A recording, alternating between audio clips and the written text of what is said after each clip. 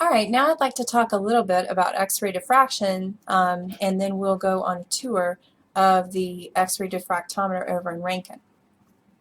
So first of all, just in general, in order for something to diffract, in order for a wave to diffract, the grating that you're using, whatever you're using to diffract that wave, has to have a spacing comparable to the wavelength of the diffracted radiation. Okay? You can't really resolve spacings that are less than the wavelength. And the spacing is the distance. What we're interested in here, the spacing is going to be the distance between the parallel planes of atoms. So if we want to know something about a crystalline structure here that has spacings on the order of fractions of a nanometer, then we really are looking right here at the X-ray range for the diffraction, okay? Or something like electrons, which also have wavelengths that can be tuned depending on their energies in this range. But let's focus on X-rays for now. So X-rays have these wavelengths that are nanometer to sub-nanometer, and that makes them perfect for studying crystalline structures because you're interested in structures that are on that order of size. So we covered this in modern physics, Physics 3210, but just to review, basically diffraction is an entirely geometric effect. You have two parallel waves, X-ray waves, coming in. Okay, and let's assume for now that these X-rays are in phase, okay, and they have exactly the same wavelength and they're parallel, okay? Now, here we have a crystalline structure, so here's two parallel planes of atoms. Well, you're going to have diffraction, you're going to have a diffraction peak when there's an integer multiple of wavelengths available in the path length difference in between your two waves, okay, in between your incoming wave 1 and wave 2 and your outgoing wave 1 and wave 2. That creates a path length difference, and if that path length difference is equal to some integer multiple of the wavelength, then you get constructive interference, and that's good, okay? So the constructive interference means you're going to have a spot. All right, so if you need a review on this idea, I have some modern physics textbooks that I'm happy to let you look at. Yet again, this is covered in our modern physics course, Modern 1, Physics 3210. Okay, so if you solve for the geometry of what's going on, then what you have is an integer multiple of wavelengths, which means n times lambda, and then that's equal to the path length difference indicated in pink here, which, if you look at the geometry of the situation, is equal to 2 times d times the sine of theta. Theta here is the angle that the X-rays make, the incoming X-ray path makes with the crystalline plane of interest, and d is the spacing in between those crystalline planes. So that's known as the Bragg equation for describing X-ray diffraction.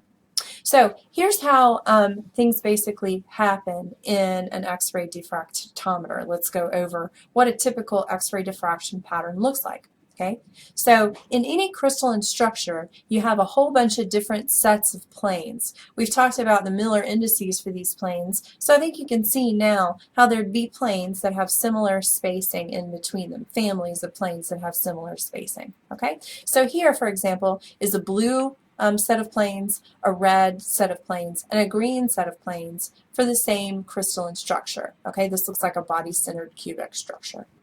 All right, so what happens here is that you're getting diffraction peaks for this wavelengths at different diffraction angles, okay? So what happens is you have an X-ray beam that comes in, and then you would change your angle that your crystal is making with this incoming X-ray beam, and as you change the angle, then you get different peaks in your spectrum. So you see here, the diffraction angle here is 2 theta. We'll talk about why it's 2 in just a minute. And this is the angles that you're rotating the crystal through, and as you rotate the crystal through those angles, you get diffraction for different families of planes, and when you have that diffraction occur, that you see a peak in your intensity of your X-ray output at your detector. Okay, so that's what's happening. So that's an X-ray diffraction pattern. Okay, now you can derive relationships for the distance between adjacent and parallel planes as a function of the unit cell dimension and as a function of the Miller indices. If you have a cubic cell, and if and only if you have a cubic cell, this won't work for other types of geometries, the relationship is shown below.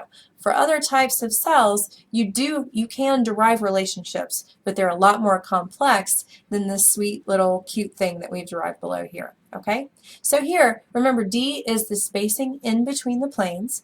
H, K, and L are your Miller indices. In a cubic cell, this means that it's the vector that's perpendicular to that plane. And A is your unit cell dimension. Okay, so this gives you the relationship for the Miller indice, the spacing between the planes, and your cubic structure constant A. Okay, atoms situated at sites other than the corners are going to cause out-of-phase scattering at certain angles, and then that can cause absence of some diffracted beams. Okay, so it just works out that you're going to get the absence of some of the beams due to some of the positioning of the atoms. So for a BCC structure, a body-centered cubic structure, you've got to have H plus K plus L being an even number for diffraction to occur. And for an FCC structure, H, K, and L must all be either even or odd for diffraction to occur. So that's something to remember when you're looking at these structures. Now, here's what I mean by the 2 theta.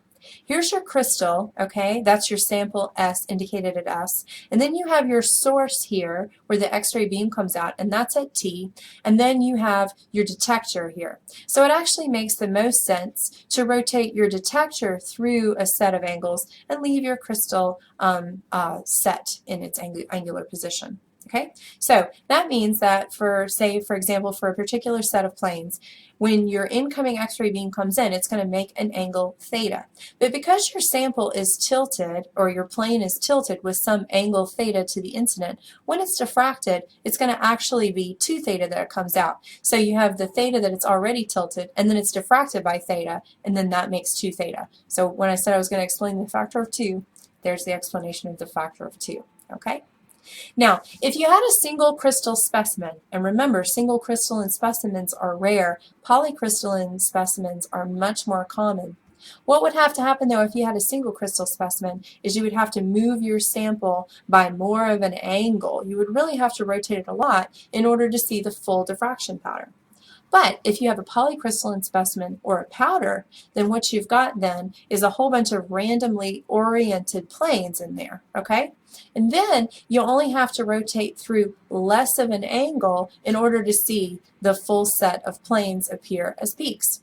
So that means that for practical purposes, most of the X-ray diffractometers that you see out there are actually powder X-ray diffractometers. And what you do is you take a mortar and a pestle and you grind that sucker up into a little powder, pack it tight in your sample holder, and you put that in and you mount that, and you take an X-ray diffraction pattern of the powdered sample. So it's a powdered X-ray diffractometer. And that's what we'll see when we go on our tour. Okay, so let me do an example problem here for you on X-ray diffraction. Rubidium has a body-centered cubic crystal structure. If the angle of diffraction for the 321 set of planes, this is a family of planes, I guess, occurs at 27 degrees for the first order, with X-rays of wavelength 0.0711 nanometers, then compute the interplanar spacing for this set of planes and compute the atomic radius for the rubidium atom. Okay, so a couple of things. First, you want to check and make sure that you're even going to get diffraction, okay?